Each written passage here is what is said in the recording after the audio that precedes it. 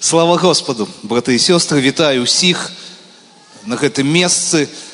Рады тут быць, таму што, ведаеце, так склалася, прозвішча ў мяне Бокун, і 25 гадоў мне весь час пытаюцца, ці Станіслаў Бокун не з'яўляецца маім сваяком. Некалькі разоў мне нават, не то што прылятала, но калі я прыходзіў у Мінгарвыканкам, мяне пачыналі выгаворваць за царкву, якая будуецца на Орловской, што вы там будуеце. Я там хвілін 5 выслухоўваў все, што думаюць пра царкву Воскресення у Мінгарвыканкаме, а пасля пытаўся, а што такое? Мне казалі, вы ж Бокун, вы ж там будуеце. Я кажу, не. Значит, это ваш родственник. Тому перадайце яму. Але так ёсць, што я не ведаю, наколькі мы сваякі, з таго, што ведаю ў гісторыі, усе Бокуны яны паходзяць нейка у 17 стагоддзі, як мінімум, яны былі, это адно такая лінія, якая пасля раздзялілася на пачатку 19 стагоддзя, і пасля ўжо, ці мы з'яўляемся сваякамі, но нейкімі, напэўна, далёкімі. Але ў любым выпадку, я 25 гадоў марыў патрапіць у гэтую царкву, про якую мне ўвесь час гавораць, і нарэшце гэтая мара здзейснілася. Рады ўсіх бачыць. Я, уже казалі, што пераклаў Біблію на беларускую мову, і, у прынцыпе, я думаю, што вы бачылі гэтае выданне. Хто не бачыў, альбо хто не мае, пасля служэння будзе магчымасць узяць абсалютна бясплатна, як падарунак, гэтую кнігу, і взяць, яна запакаваная, не трэба пакідаць яе запакованай, яе трэба распакаваць і чытаць.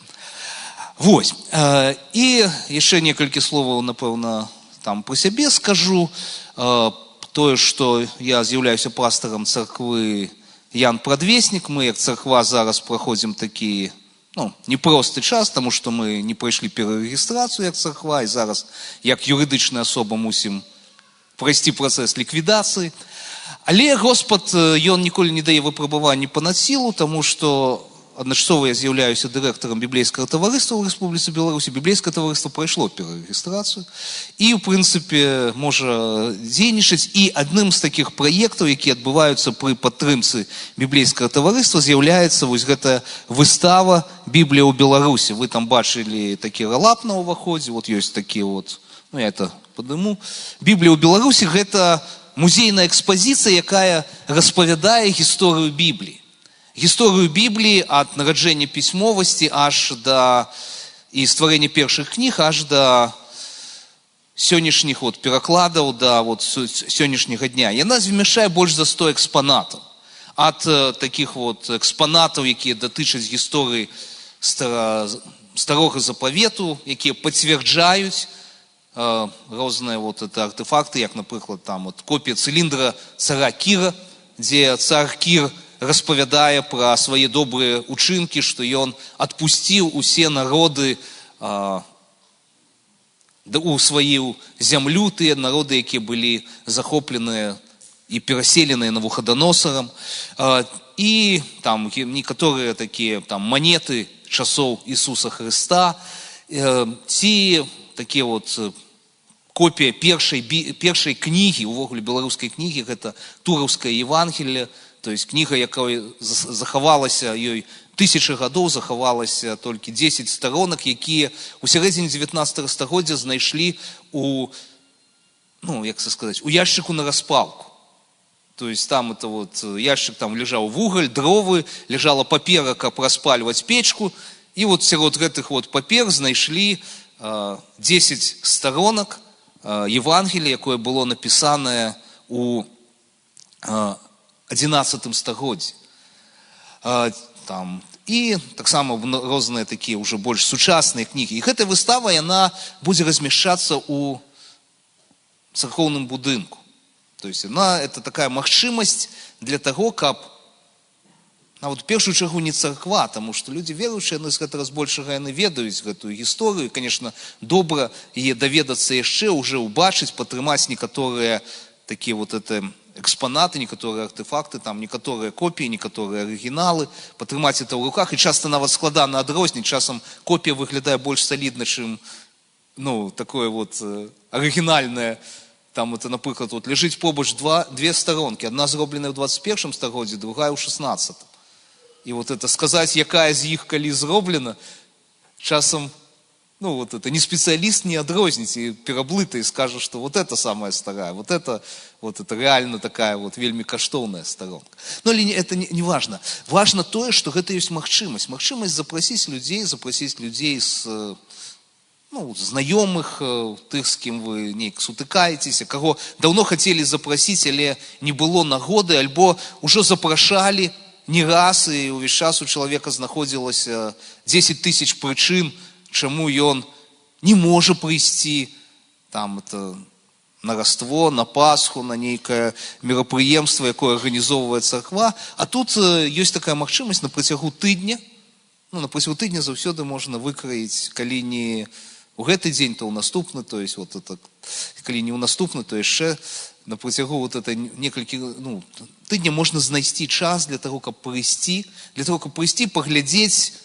паглядзець экспазіцыю, паслухаць экскурсію, тому што гэта экспазіцыя бясплатная, экскурсіі бясплатныя. Вось, то есть, і тут самае галоўнае, гэта сапраўды, вот, як вы сможаце запрашаць, як вы запросіце людзей, так яны, ну, і прыйдуць. То есть, это вот такая магчымасць для кожнага з нас, кожнага веруючага чалавека засведчыць пра Господа і прывесці, запрасіць чалавека, прыйсці, може, ну, не на служение, але прийти у церкву, переступить порог церквы. Может быть, некоторые люди уже, это экскурсия, это выстава, она уже идея, немало людей, они сведчат, что на первый раз у житті переступили порог дома молитвы, менавіта для того, каб, ну, прийти поглядеть на выставу. Одной мясцовасці пастор сведчыў, што чалавек, ён ведае чалавека 15 гадоў, ён жыве ў доме насупраць царквы, 15 гадоў яны, вот это, бачыце, як ён праходзіць міма. Вот это, ідучы там, прагульваючыся з сабакам, ці ідучы ў краму, ён весь час праходзіць міма царквы, ні разу не зайшоў, але вот калі была выстава, ён прыйшоў. У яго з'явілася вот это нейкае, вот, яго это зачапіла, зацікавіла настолькі, што ён, который бачыў, жыве каля царквы, постоянно бачыць у окно свайго дома, бачыць дом молитвы, і он прыйшоў для того, каб, ну, паглядзець, а што ж там такое? Там, это ён там, конечно, там і задаваў шмат пытанняў, і трошки спрачаўся гэты чалавек, але ён прыйшоў у царкву, ён зрабіў нейкі крок, якога не мог зрабіць шмат гадоў. Таму вось гэтая выстава, і яна будзе праз 3 тыдні, на пачатку лістапада, з 4 до 9 лістапада будзе тут, на гэтым месцы, і таму я всіх запрашаю запрашаць, таму што, яшчэ раз паўтаруся, гэта выстава, это інструмент. Але як мы скарыстаемся гэтым інструментам, як, напрыклад, могуць быць, вот стаяць вот тут барабанная установка. Яна можа стаяць гадамі, і ніхто на яе не будзе іграць. Але бывает так, что вот на ней пачынаюць іграць. І это гук, ён ідзе, как это сказать, значна далей, чым калі, ну, то есть, этим барабанам не карыстацца. Потому что, і гэта таксама, як это выстава. Выстава яна будзе тут, на гэтым месцы, але наколькі яна будзе скарыстана, залежыць ад кожнага, хто прысутны тут.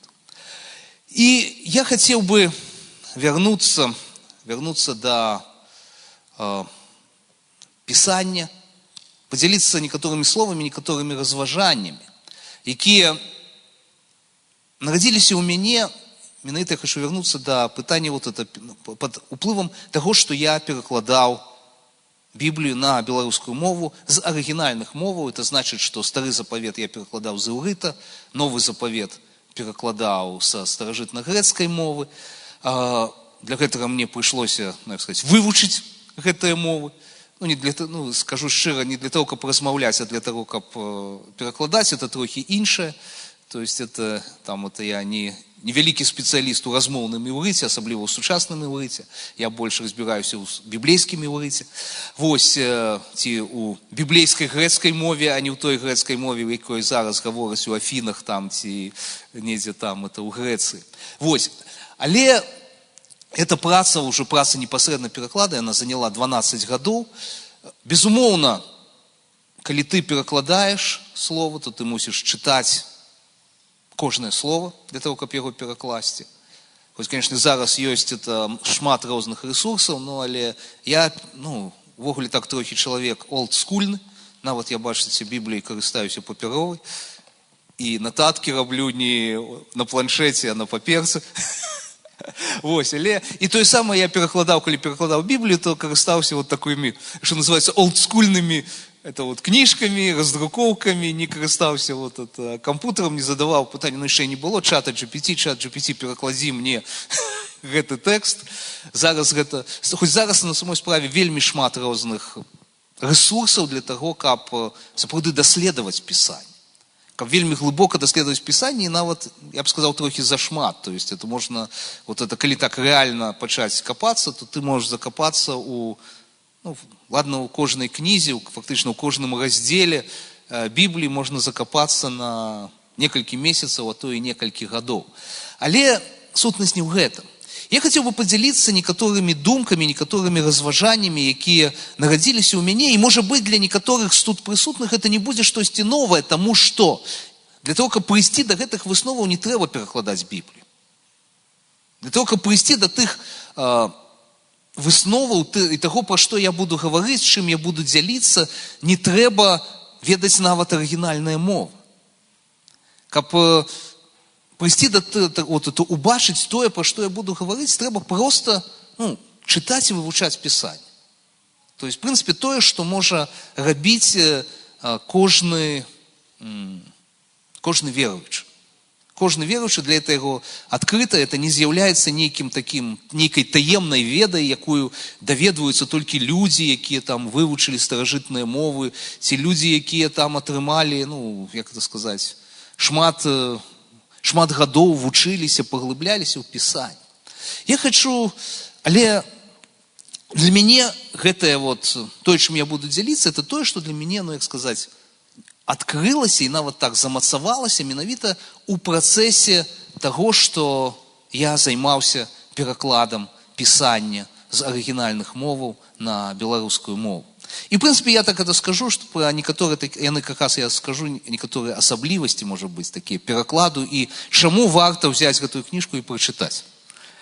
Вось. Першае, на што я хачу звярнуць увагу, это тое, што тое, у чым я яшчэ больш пераканаўся, хоць это я ведаў заўсёды, і думаю, што тут нема такіх людзей, хоць сярод евангельскіх хрысціянаў часта ёсць такая ересь недооценивания Старого Заповета. Часто христиане думают, что Библия это есть Новый Заповет, а Старый Заповет это просто, як это сказать, маловажный додаток до Нового Заповета. На самой справе, як написано у Бібліі, все Писание, натхненное Богом.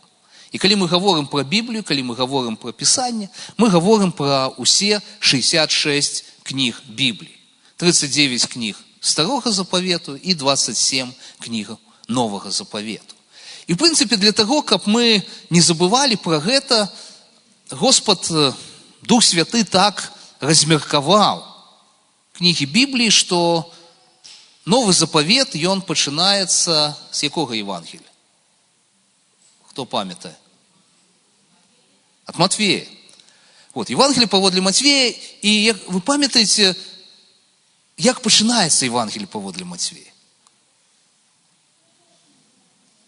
Кніга родоводу Ісуса Христа, сына Давіда, сына Абрагама. Абрагам нарадзіў Ісаака, Ісаак нарадзіў Якуба, і гэтак далей, ідзе этот доўгі такі пералік. Увогуле, само эта книга родоводу Ісуса Христа, самое першае слово Нового Заповету, калі вы читали на греческой мове, то оно потом написало Библос, Генезис, Ісус Христу и так далее. То есть это первое слово, это Библия. И начинается история с того, калі б я расстаўляў бы книги Нового Заповету. Я першай бы книгой Нового Заповету, напэўна, поставіў бы Евангелие паводле Марка. И оно вельмі такое дынамічнае, цікавае. Я памятаю, калі я прыйшоў у царкву яшчэ ў 93-м годзе. Мне падарылі Новы Запавет і сказалі чытай. Я взяў, і як я быў выдатнікам, я быў такім, Я кніжкі чытаў заўсёды двумя, у меня было такое, заўсёды чытаў, пачынаў пачатак, а пасля я глядзеў канец, калі мне канец спадабаўся, я далей чытаў гэтую кнігу. І я взяў Новы Запавет, адкрыў пачатак. Ну і вы памятаеце, там кніга родоводу Ісуса Христа, сына Давіда, сына Абрагама, і пачынаецца спіс. Абрагам нарадзіў Ісаака, Ісаак нарадзіў Якуба, і я памятаю свае думкі ў той момант. Это Абрагама Лінкольна я ведаю. Але што там за Абрагам? Ісаака Ньютона я ведаю. Але там што за Ісаак? Якуба Коласа ведаю. Але там, про якога Якуба ідзе гаворка. Юда Іскарыёт, это ясно. Это Юда, который, все ведаюць, з усіх юдаў, которые ёсць у свете, все ведаюць Юду Іскарыёта. Я читал эти списы, для меня это была полная такая, абракадабра. Я не мог зразумець, что это, к чаму это. И я ледзь пробіўся про гэты спіс. Я адкрыў, вырашыў паглядзець, што там у канцы. Якая апошняя кніга Новага Запавета? Апакаліпсіс. І таксама, калі ты пачынаеш чытаць гэтую кнігу, у цябе мноства пытанняў. Можна было б, нейкую там прасцей, нейкае пасланне, хаця б там хаця б пасланне Яна, там дзе Бог ёсць любоў, там, что-нибудь такое, позитивнейшее. Там, конечно, заканчивается про то, что будет новое небо и новая земля, але сама по себе книга такая, непростая для читания. Але правда есть такая, и сапраўды, без Духа Святого, без такого прамога дзеяння Божага пробиться праз пачатак Евангелия паводле Мацвея амаль немагчыма. І многія, неверуючыя людзі, яны сапраўды пачынаюць чытаць Новы Запавет, яны на першых 15 вершах і спатыкаюцца. Калі ты уже прайшоў гэты першы раздзел, там уже пачынаецца цікавей. Там уже пачынаецца эта гісторыя нараджэння Ісуса, там уже дзеянне развіваецца. Але пачатак ён такі вельмі дзіўны. Але гэты пачатак, цяпер, калі я чытаю Біблію, калі читаю Писание, калі беру ў руки Евангелие паводле Мацвея, гэты пачатак, ён для мяне вельмі шмат значыць. Ён значыць, што гэтая кніга, Новы Запавет, гэта не кніга сама ў сабе, але гэта працяг. Працяг таго, што было раней. І калі я прачытаў тое, што было раней, калі я прачытаў тыя 39 кніг, якія былі перад Евангелием паводле Мацвея, то для мяне ўжо ўвогуле гэтыя імёны, яны штосьці значаць. Гэтыя імёны, яны для мяне зразумелы. Я разумею, хто такі Абрагам, я разумею, хто такі Ісаак, хто такі Якуб, про Давіда, про Езафата, про розных герояў. Некаторыя імёны, яны застаюцца не до конца зразумелыя, але ў цэлым передо мной раскрываецца вся гісторыя, вся папярэдняя гісторыя. Это як быццам бы кароткі змест папярэдніх 39 кніг. І гэта працяг. І калі я чытаю адкрыццё, апакаліпсіс Яна Багаслова, калі я ўжо прачытаў усю Біблію, і калі это не першая кніга, якую я чытаю, адкрыўшы канец, але это апошняя кніга, калі я ўжо прачытаў папярэднія 65 кніг, то гэтая кніга не падаецца мне такой, уже настолькі складанай і настолькі незразумелай. Таму што ўсё Пісанне, яно натхнёнае Богам і карыснае. Дзеля навучання, дзеля выпраўлення, дзеля настаўлення ў праведнасці. І я хотел бы, это уступ, хотел бы сказать у меня это про 3 словы, якія таксама паказваюць гэтую сувязь. Для мяне асабіста былі такім разуменнем словы Старога Запавету, якія патлумачылі мне Новы Запавет. І словы Новага Запавету, якія патлумачылі мне некаторыя цьмяныя месцы Старога Запавету. Першае слово, якое вы таксама заўважыце, калі вы адкрыеце эту Біблію ў маім перакладзе, яно не тое, што такое арыгінальнае, это тое, што я перакладаю імя Божие, так як, в прынцыпе, это ёсць у англамоўных выданнях, каму даводзілася чытаць Біблію па-ангельску, што калі у Бібліі выкарыстоўваецца імя Господа ў Старым Запавеце, я ўжываю слово «Господ» вялікімі літарамі. То есть это там, где имя, там, где вот это слово Яхве, тетраграмматон, там выкористовываю великие литеры. Там, где есть слово у оригинале, слово Адонай, что значит Господь, потому что я думаю, что тут усе люди трохи мают основы библейской такой грамотности и ведают, что у Старым Заповете вот это имя Божие, оно передается с тетраграмматоном, которые юдеи, коли читают, и они не вымовляют это слово, а замест этого читают слово Адонай, что значит Господь, Пан, Господар. И тому на всех мовах, у перекладах вот это имя Божие, оно передается миновито вот этим Лот, Пан, Господь, Господь и так далее. Господин, например, по-чешски. Вот, то есть, оно передается, потому что это слово не читается, и, в принципе, некоторые кажут, что это слово ранее перекладали як Єгова оно гучить, зараз навукоўцы, біблісты кажут, что оно правильно гучить Яхве, але ніхто не ведае, як оно гучить. Потому что уже, як минимум, 2,5, может быть, 3000 гадоў, заўсёды, калі бачылі гэты тетраграмматон, гэтыя 4 літары, Йод, Яхве, гэтыя літары чыталі як Адонай. І мне здавалася, што я так, калі браўся за пераклад, мне так падавалася, што, в прынцыпе, усюды, амаль усюды, дзе ёсць вот это спалучэнне Господ Бог, Господ гэта вот это имя, Яхве, а Бог это Элохим. То есть это Яхве Элохим, и усюды у Бібліі, дзе сустракаецца менавіта як Господ Бог. Так было, калі я вот это браўся, садзіўся за пераклад. Але перакладаючы далей, я, асабліва ў другой частцы Старого Запавета, заўважыў такую рэч, што у тых многіх месцах, где мы читаем, мы привыкли читать Господ Бог, там не есть вот это Яхве Элохим, а там написано Адонай Яхве. То есть Господ, это может быть як имя Бога, так может быть и титул, зворот.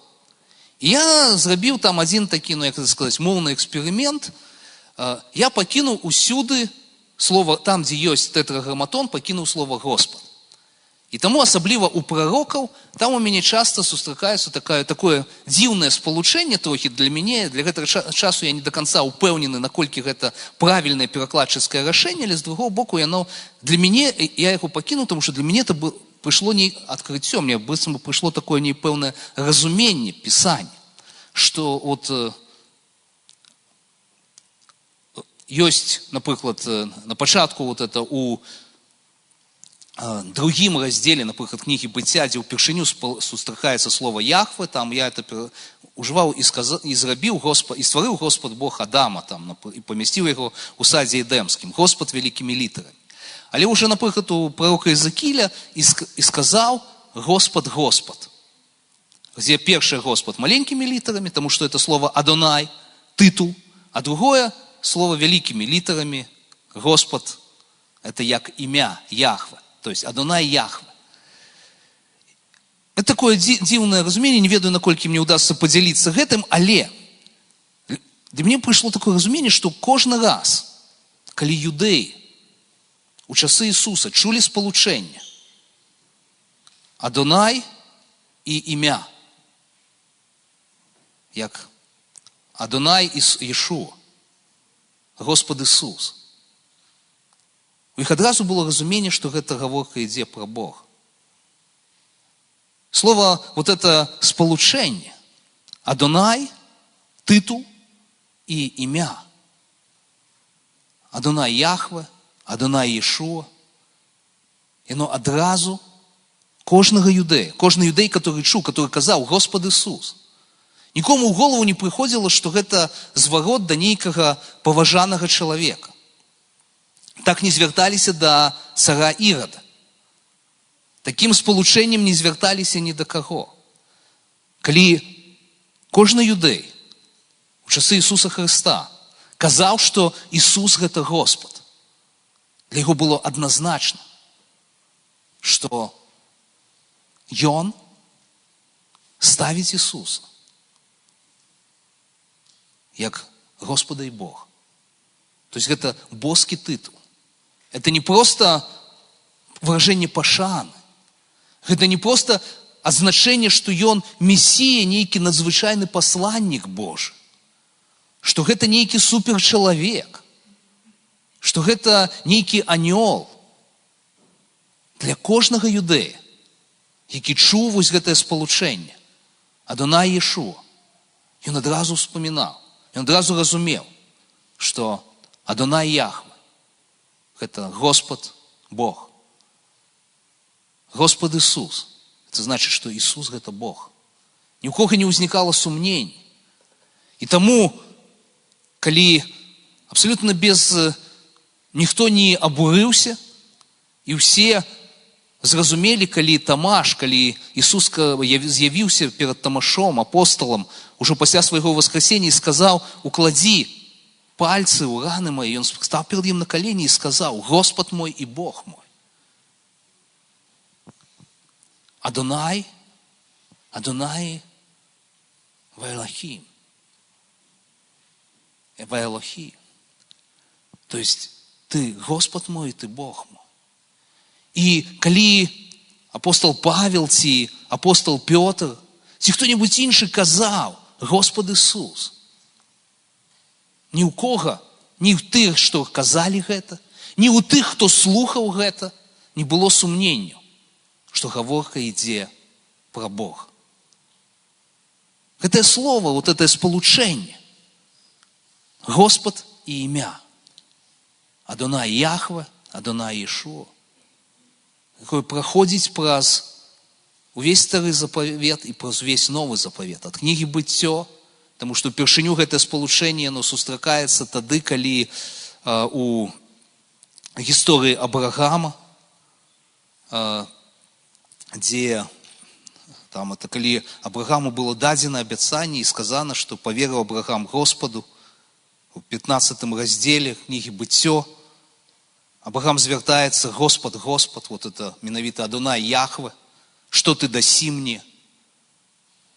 І аж да конца Пісання, да апошніх словаў: прыйдзі, Господи Ісусе. Гаворка ідзе пра Бога, які ёсць з намі, пра Бога, які прыходзіць да нас. Другое слово, якое таксама яно знітоўвае стары і новы запавет, якое ідзе праз усё Пісанне, ад кнігі Быццё да кнігі Адкрыццё. І таксама слово, якое, і это слово таксама такі вот это момант, які чым адметны вот это пераклад, і чым зрабіў такі яго незвычайным, это слово царква. Царква, якая па-грэцку гучыць як эклесія. Я думаю, таксама ні для каго новае я не скажу. Но я таксама падзялюся адным сваім такім успамінам з першага майго чытання Новага Запавету. Яшчэ шмат гадоў таму, у 93-м годзе я чытаў, я быў тады студэнтам, ездзіў з плошчы Незалежнасці на ўсход на метро, і я вот это, ездзячы кожны дзень, вот это, седзячы ў метро, чытаў, ну, калі можна было сесці, з раніцы сесці было немагчыма, але калі ўжо вяртаешся назад, то можна было там, это, я вот это, ездзячы ў метро, фактычна прачытаў Новы Запавет. І я чытаў Новы Запавет, і ў мяне з'явілася, калі я дайшоў да, дзе першы раз слова царква сустракаецца ў Новым Запавеце, хто ведае? Тут ёсць, я думаю, біблісты, спецыялісты. Матвея, Евангелие паводле Матвея, першае Евангелие, у 16 раздзеле, там, дзе Ісус задаў пытанне вучням: кім вы лічыце мяне, кім вы называеце мяне, кім людзі называюць мяне. Ну, і люди там сказали, адны, што это Ян Хрысціцель, другі адзін з старадаўніх прарокаў воскрос, Ілля, нехта кажа, што Ілля. Ну і кажа: а вы кім называеце мяне? І тады Пётр сказаў: ты Христос, сын Бога жывога. І тады Ісус сказаў Пятру, што шчаслівы ты, Сымон, сын Йоны, бо не цела і кроў адкрылі табе гэта, але Айцец мой. І ты скала, і на гэтай скале я пабудую царкву маю, і і брамы пекла не перамогуць яе. Ісус кажа слова царква, і ён гаворыць, што ён пабудуе сваю царкву, і нідзе не тлумачыць, што такое царква. Наступны раз Ісус гаворыць пра царкву, таксама у Евангеліі паводле Мацвея, у 18 раздзеле, дзе гаворыць пра тое, колькі там, вот што рабіць, калі што ты нешта маеш супраць брата свайго. І памятаеце, там таксама ён кажа, што калі нешта маеш супраць брата свайго, скажы яму у 4 вокі, калі не паслухае цябе, скажы пры сведках, калі пры сведках не паслухае, скажы царкве, а калі царквы не паслухае, няхай будзе табе як паганены мытнік. І зноў жа Ісус кажа пра царкву і нідзе не тлумачыць, не дае азначэння. А пасля уже, пачынаючы з дзеяў апосталаў, всюды царква, царква, царква, і все ведаюць, што это такое. І все разумеюць, што это такое. И для меня это было такое пытание, что чему вот это слово царква, она берется з ниоткуль. Ісус про это гаворыць, ён не тлумачыць, што, хацелася б, каб ён патлумачыў, нават калі пра валадарства Божие Ісус расказвае, то ён расказвае прыповесці, ён тлумачыць, што такое валадарства Божие. А про царкву Ісус не распавёў ніводнай прыповесці. Он сказал, царква подобная на дом с живых каменёў. Это только Петр, и то это вот, дойди, дочитай до этого, до послания Петра. Ці там вот это, як там Павел уже там это тлумачыць. І то, калі гаворыць про тело, это уже там не написано, что царква, она як тело. То есть там, есть там царква Бога живого, там это еще все. Все гавораць про царкву, як быццам бы все это разумеюць. Это я памятаю вот свае вот разважанні, ще такого молодого веруючага, які першы раз читая Библию, первый раз вот это, еще ничего особливо шмат проповедей, только там сколько там, думаю, может быть, 10 уже прослухал. Вот. Еще особливо никаких книг не читал. Вот. И я пачаў вот, и вот это у меня заўсёды было такое, некое пытанне, чаму царква, яна як быццам бы взялася з ниоткуль. И пасля, калі вот я стал перакладаць, я в принципе, так само я зразумеў одну такую, я это ведаю яшчэ раней, але калі перакладаў, то это вот как-то мне кинулася ў вочы. Мне ўзнікла пытанне, як перакладаць слово, таксама вядомае слово, у Беларусі даволі вядомае слово з іўрыта, як это перакласці на беларускую мову слово кагал. Все чули слово кагал? Вот, слово кагал, якое, оказывается, і вельмі так, нередко сустракаецца у Пісанні, якое здаецца, у синодальнай Бібліі перакладаецца як сабранне, а на грецкую мову у Септуагінце перакладаецца як эклесія. І, в принципе, все мы ведаем, например, книгу «Экклезиаст». Ведаете такую книгу? Читали, правда? Назву такую ведаеце, там многие нават неверуючыя люди ведаюць гэтую книгу. Напэўна, ледзь не адзіную книгу Старога Запавету, про якую чулі большасць неверуючых. Вот это. И вот это слово «экклезиаст», оно у оригинале гучыць як «кохелет». И, например, Скарына перакладаў, тлумачачы, што вот гэтая кніга «Экклезиаст», якая по-гебрайску называется «кохелет», по-грецку «экклезиастес», там по-латинску «экклезиастес», а на беларускай мове было гучыць як «царкоўнік». То есть человек, які выступае у собрании. И вот это слово «кохелет», «экклезиаст», оно, як сказать, подвело мне просто перакладаць слово «кагал» як «царква». І я зразумеў многія, напрыклад, творы розных богословаў першых стагоддзяў хрысціянства, богословаў эпохи реформации, которые разважали про церкву Старого Заповета и церкву Нового Заповета. Для меня это вот это дошло, что церква это, в принципе, это собрание верующих людей, что, в принципе, все мы ведаем. И что эта церква, она присутнічае, ідзе от книги «Быццё» аж до книги «Адкрыццё». И оно всюду присутно. Калі Господь кажа Моисею у калі дае устанаўленне Пасхі, ён звяртаецца да царквы.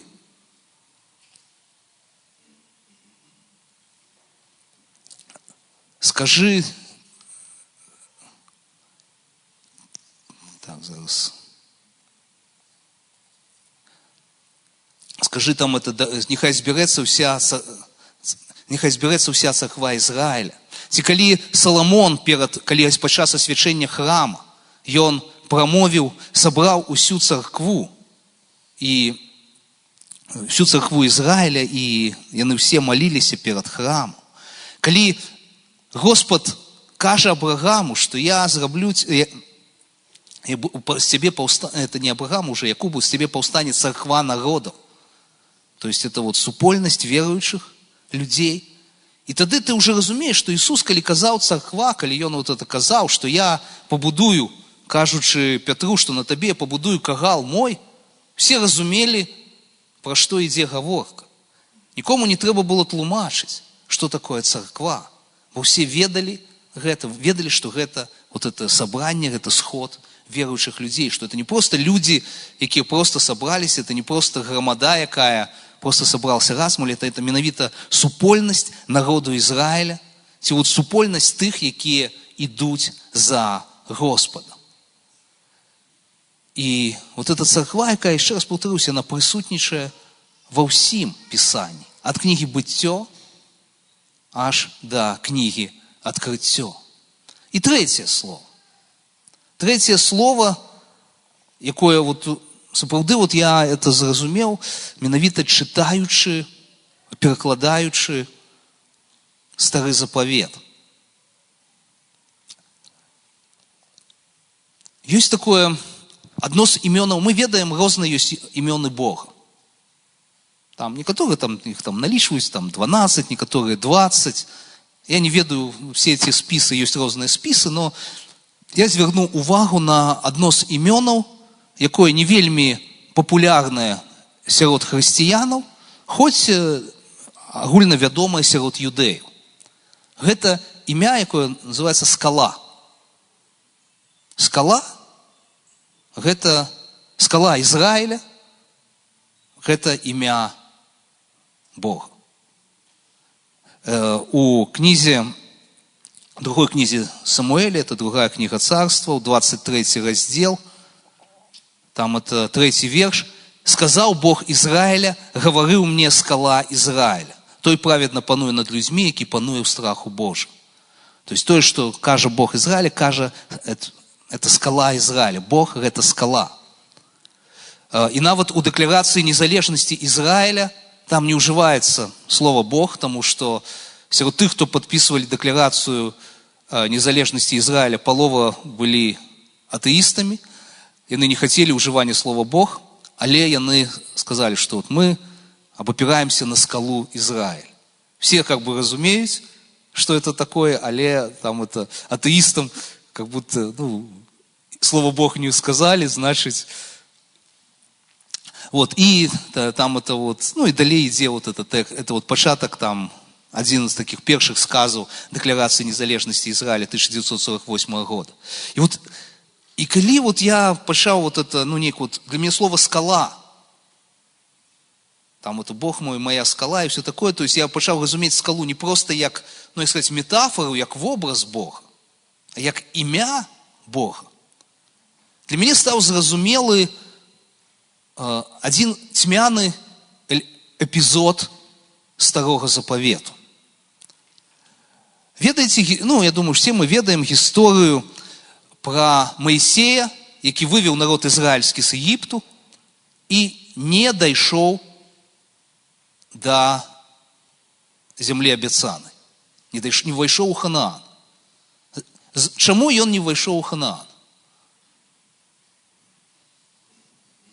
Я заўсёды, як сказаць, ведаў эту гісторыю, і я сам некалькі разоў людзям тлумачыў, но все адно в глыбіні сэрца не разумеў. Таму што мы ведаем, это чытаем, это Лікі, 20 раздзел, кніга Лікаў, апісвае гісторыю, калі не было вады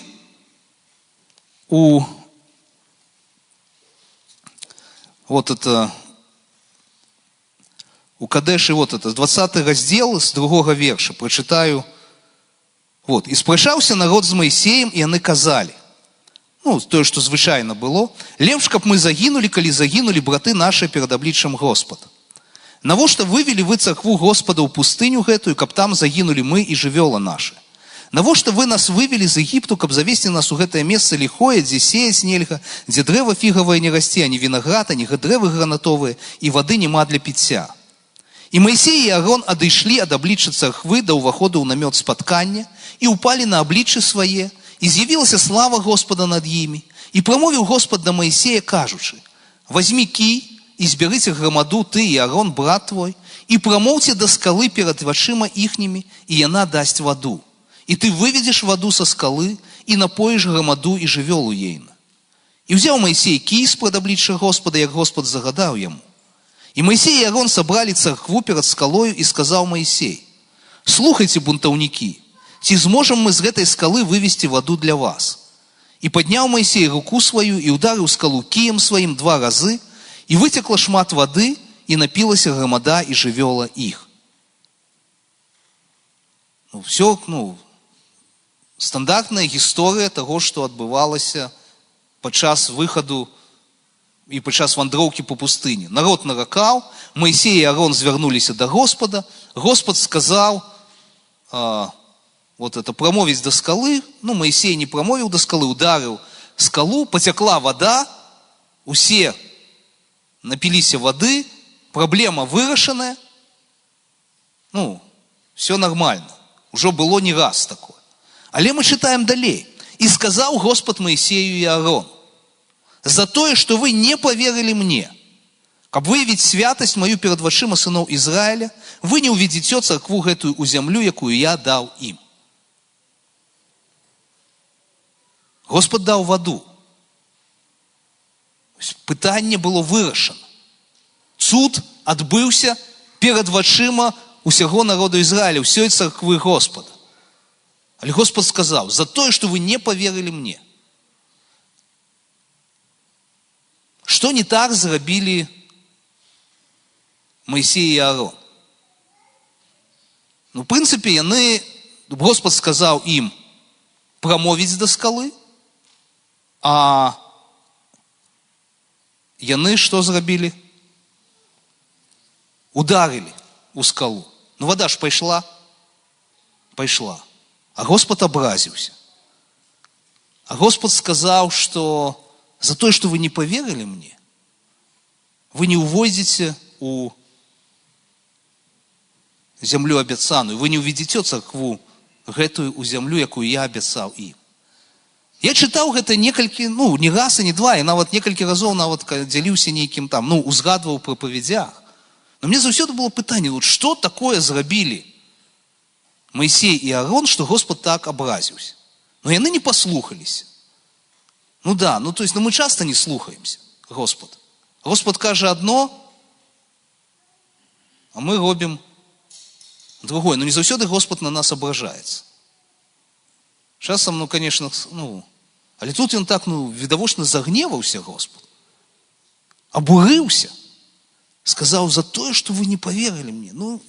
Маісей, памятаеце, як ён спрачаўся з Господам, калі Господ яго клікаў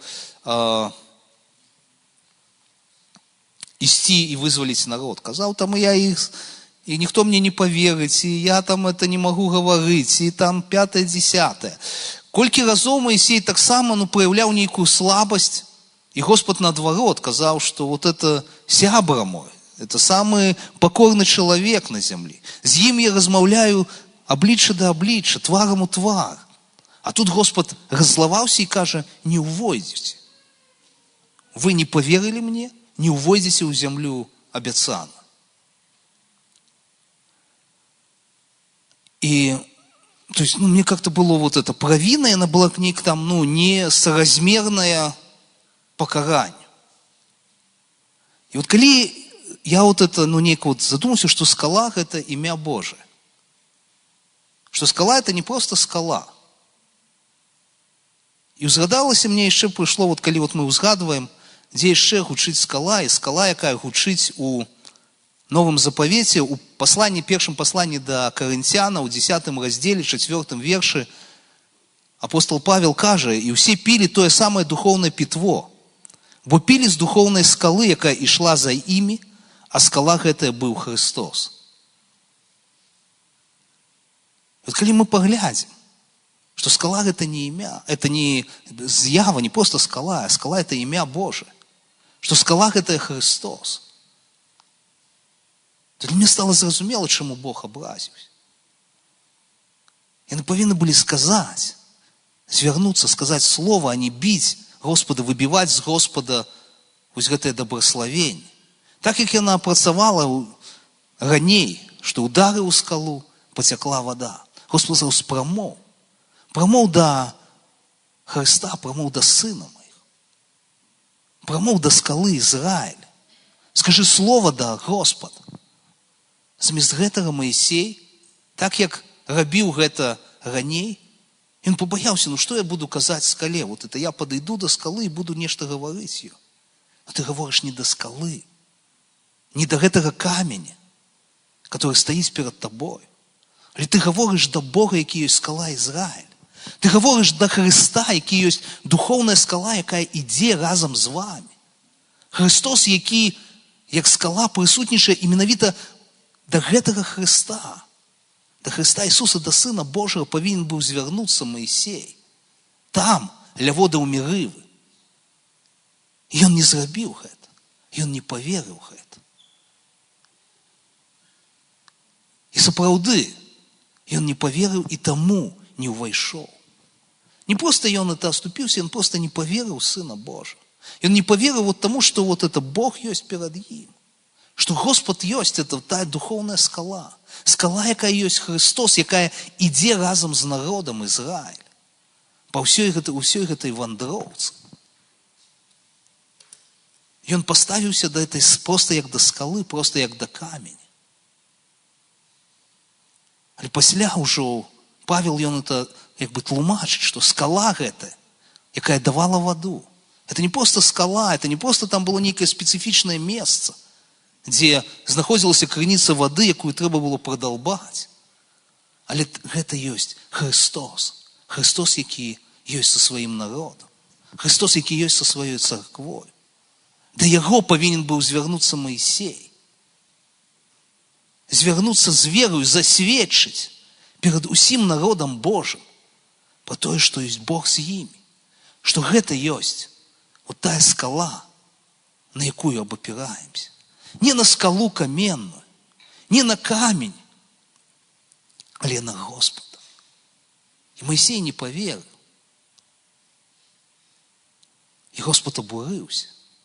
Я разумею гэтае абурэнне. Цяпер для мяне гэтае месца стала зразумелым. Зразумелым чаму гэта раззлавала Господа. Чаму Господу настолькі ён абразіўся. Таму што, калі замест таго, каб звярнуцца да Сына, пачынаюць вот это выбіваць з яго дабраславенне. Господь кажа: не войдзеце у тую зямлю, якую я абяцаў вам. Мы все пакліканы ісці за Господом. Мы все пакліканы абапірацца на скалу Ізраіля. Господ ёсць наша скала. І Господ ёсць той, да якога мы прыходзім. І мы прыходзім перад яго аблічча не для таго, каб выбіць з яго дабраславенне. Мы прыходзім перад яго аблічча для таго, каб праславіць яго. Мы прыходзім перад аблічча Господа для таго, каб звярнуцца да яго у пакорнасці, з адпаведным такой пашанай, разумеючы, што Бог ёсць з намі. Але Бог ёсць з намі не для таго, каб служыць нам, але каб мы яму служылі. Бог ёсць з намі не для таго, каб... То есть, калі Бог ёсць з намі, нам добра. Калі Бог ёсць з намі, ён абараняе нас. Але правільныя адносіны з Господом. Это не означает, что Я шукаю Господа, каб Ён добраславляў, абараняў, падтрымліваў, даваў рашэнне ўсіх маіх праблемаў. Але я прыходжу да Господа для того, каб выразіць Яму пашану і хвалу, каб быць з Господом. І тады, калі мне добра, і тады, калі мне цяжка. Калі я адчуваю Божае добраславенне, і тады, калі я праходжу далінай смяротнага ценя. І калі Бог робіць тое, што я хачу, і робіць тое, што я прашу. І тады, калі на мае малітвы няма адказу. І тады, калі я звяртаюся да Господа, а Ён як быццам бы не чуе. І становіцца не лепш, але горш. Я прыходжу да Господа. Я праслаўляю Яго. Я прыходжу да Господа. І я праяўляю Яму мой рэспект, маю пашану. Я разумею, што Ён ёсць Бог. І тое, што я магу прыйсці да Яго, гэта вялікі прывілей. Это не тое, што мне вот это ўсім дадзена. Людзі, паглядзіце. Паглядзіце, колькі нас, а колькі людзей, яны сёння не тут, не ў гэтым сабранні. Ці ў іншым нейкім, на нейкім іншым сабранні. То есть можна было сказаць, што яны не тут, але яны ў іншым сабранні. Большасць людзей. 95% беларусаў. Яны сёння не на служэнні. Яны не праяўляюць пашаны да Господа. Яны не прыходзяць да Яго. Тое, што мы маем прывілей прыйсці да Господа, гэта сапраўды вялікая ласка ад Господа. І мы павінны быць удзячныя, мы павінны гэта разумець і служыць Яму. Служыць Яму всім сваім сэрцам, всёй сваёй душой, всім сваім разуменнем. Нехай Яму будзе вся слава і хвала на векі векоў. Амен. Давайте мы станем перад абліччам Господа. Я прапаную, каб мы падзякавалі Господу. Падзякавалі Господу за тое, што Ён трымае нас у сваёй руцэ, за тое, што мы можам збірацца разам і праслаўляць Яго, быць у Яго прысутнасці, пакланяцца Яму, служыць Яму. Господ наш, дзякуй Табе за тое, што Ты збіраеш нас, за тое, што Ты знайшоў кожнага з нас і паклікаў нас перад сваё аблічча. Дзякуй Табе за Твою любоў, якая выразілася да нас тым, што не мы полюбілі Цябе, але Ты першы полюбіў нас і прыйшоў да нас і паклікаў. Я дзякую Табе за Слово Твоё, якое Ты даеш нам, якое накіроўвае нас на ўсіх нашых шляхах. Дзякуй Табе, Айцец, за Твайго Сына Ісуса Христа, які памёр за нас, памёр за нашыя грахі, які аддаў сваё жыццё, каб кожны, хто верыць у Ісуса, ён не загінуў, але меў жыццё вечнае. Табе, наш Господ, слава, Табе, наш Господ, хвала і пакланенне. Айцу, Сыну і Святому Духу. Амен.